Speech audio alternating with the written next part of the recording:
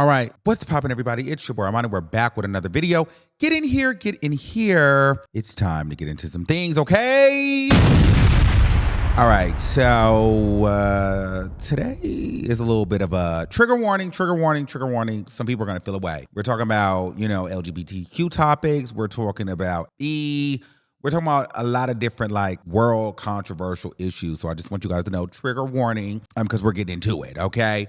But the first thing I want to talk about was there was this lady. She went viral on TikTok because she was HIV positive, and she basically is saying that it is your prerogative to do your own health, monitor your own health. It is not her duty to tell you her tea. She gets to tell you her status on her term. There's mixed reviews on it, and so let's talk about it. And the second thing, we want to talk about, how a lot of y'all straight people have gentrified the Black LGBTQ experience, made it mainstream in pop culture, but yet still try to police it at the same time. So yeah, we're getting into that bag. All right, so let's start with the HIV conversation. All right, so boom, let's go here. Let's listen to what she said. Be positive, right? And this is just a PSA to those that are not. Let's go back. I'm HIV positive, right? And this is just a PSA to those that are not HIV positive. Disclosure is my choice. When I disclose and how I disclose and who I disclose to is up to me. I find it so crazy how people are telling me that I need to disclose before I go on a date, that I need to disclose before I kiss somebody. This is the craziest one. Before I even tell them my name. It's not happening. I don't think that it's my responsibility to tell someone that I'm HIV positive if they are treating me as if I'm not. Your health is your responsibility. Adopt the mindset of medical practitioners. Assume that everyone has something until they prove to you that they do not. Why are you kissing a stranger or trying to kiss a stranger that you just met? Why are you trying to have intercourse with someone raw that you just met? You don't know me from a hole in a wall. Why are you trying to put your thing inside of me without any kind of protection? Why do I have to be the one to say, hey, chill out, I'm HIV positive, instead of you asking, taking the time to know me, get to know me? Let's go get tested together if you want to take the next step. Why do I have to be the one protecting you from yourself? No, baby, that is not my responsibility. And I just wanted to make that clear. Okay, love you. Bye. Okay. I'm HIV positive, right? And this is just a PSA that's to those that are not HIV. Now, I agree with her. When you go on a date, you don't have to tell people your tea. If you're meeting people, you're kissing somebody, you don't really have to tell them your tea. But at the same time, I feel like, wouldn't she have wanted someone to give her a heads up? It blurs the lines to me sometimes of revenge and bitterness, and also logical thinking. Because while I agree with that, at the same time, what if somebody is not protecting themselves? Maybe they're, because a lot of people just do things because they're not smart, or they're just, they don't pay attention, or they're stressed. There's a lot of different variables why people are a little bit reckless. Yes, people should take their own sexual health into their own hands. However, I do think that if it gets down to the physical doing of the do, and that person doesn't try to protect themselves, and what you have, do you just still do it? Cause that's my thing. So if I know my tea, and because you're not going to be responsible, I'm just going to be not responsible either. It's you know what I mean? To me, that's when it starts to feel like revenge. Now, on the other side, some people may be undetectable, and with being undetectable, they feel like, hey, I'm undetectable, so I don't really have to tell you. And if you want to have sex unprotected, then, if I'm willing to do so, then I'm willing to do so too. I'm undetectable. So you got to know that people are out there undetectable, feel like, well, I don't need to tell you, because if I'm just meeting you as a one-night stand, then it is what it is.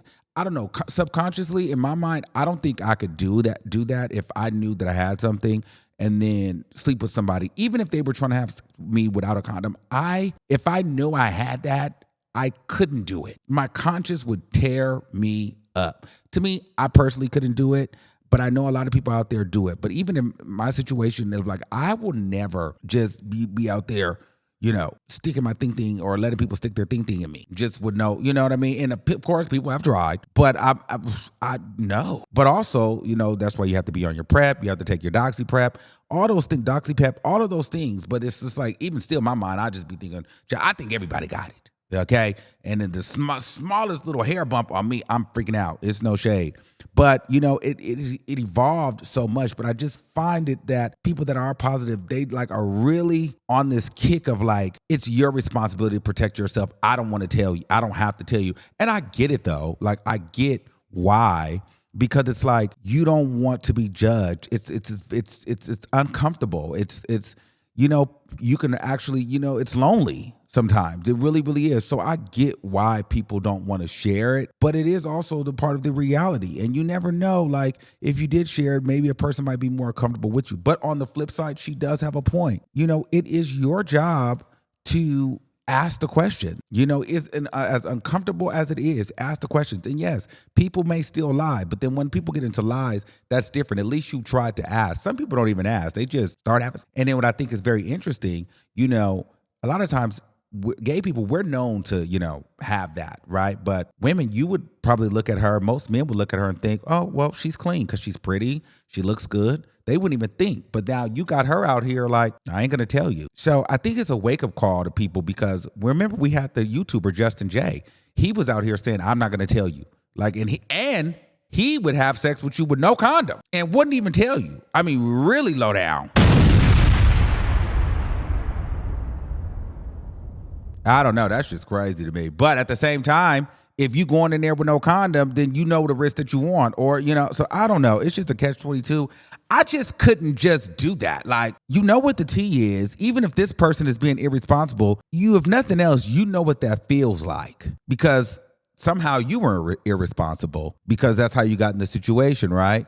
And that's why sometimes it feels like a little bit of revenge. It just feels like a little bit of revenge. But I get it. But it just feels a little revengeful. I don't know. I'm interested to know what you guys think on that situation. And I am also glad that, more women are coming out and being honest about, being infected. Because, a lot of times people, say that that's a gay disease and it's not. And I know some people going to be like, well, she probably was with a DL man. I don't know. That's not all entirely true. You never know where people get things from. Okay. And so, it's a conversation that we need to continue to have. And, there are resources out there if you don't like to use condoms. There is PrEP. PrEP is for women, men, anybody that can get it, okay? Doxycycline, you use that too for, different STIs and stuff like that. So take your medication. Now they have it where the PrEP where you can take the shot every 2 months.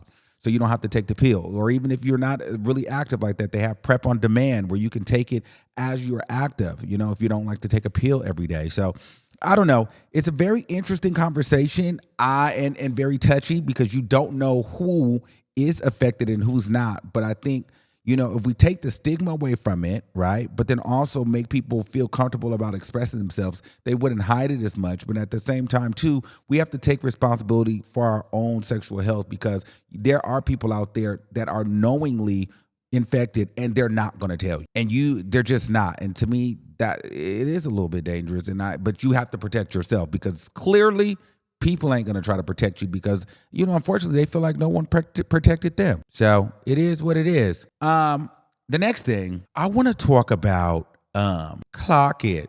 Y'all do know that this is not how you do. I'm so glad somebody said it because this is not clock it. He was saying this is not clock it. I get why he was saying this is not clock it, but this is more clock it than this. This, I hate. Let's get into it. To whom it may concern, this does not mean clock that tea. This does not mean clock that tea. I don't know what the fuck this is. This looks like you pitching lint off of a sweater, but this does not mean clock that tea. And I won't tell you the real meaning because the lack of gatekeeping of ballroom culture is how we got in this situation in the first place. But this shit here, like y'all look so stupid out here talking about clock that tea. Well, like, bitch, what the fuck? And don't give me that, oh no, it can be interpreted that way or that's the such and such meaning. You cannot stake claim on something that already exists within a culture and assign it a new meaning. It does not work like that. You sound like people when you do that. It does not work like that. And the same shit goes for when straight people be trying to deny the impact that the ballroom community has had on pop and mainstream culture, even down to like the lingo. To whom it may concern, this does not mean clock that tea. I agree 100%. And to take it a step further, I get so upset because it feels like y'all decide that y'all want to take our lingo, take our mannerisms and all of these things, but then try to police some of the words that we say. Like, y'all can try to clock that tea. What's the tea?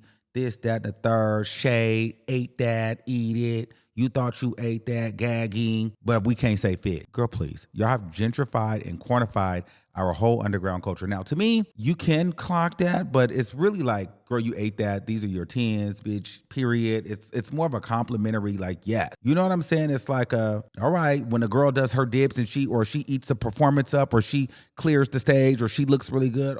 Okay, mister, you had ate that, period. Okay, 10s, you ate that. You know? It's not clock that T. It's more like you ate that. But this, oh God, I already know. It's like, girl, you follow her. You just seen that somewhere on one of these app shows, and you're just like doing just, ugh, I hate when they do this. Like, girl, that's not it at all. This, I mean, I could see y'all could try to clock it, but girl, y'all got that from some of the fish on Bigo, and that's not what that is. It's like, but it's no T. We're really gonna clock it. You're gonna snap it. Okay, clock that. Okay, that's a real clock. Okay, that's you getting clocked. It's no shade. But anyway, that's the thing. Okay, you've been, okay, now clock. You know what I'm saying? It's just a whole different vibe. Now, if a girl is sitting there eating it up, it's, you know, but anyway, let's get to the other part that kind of pissed me off and got me on my rant, because I was looking at a video. I mean, I made a post about this. Hold on.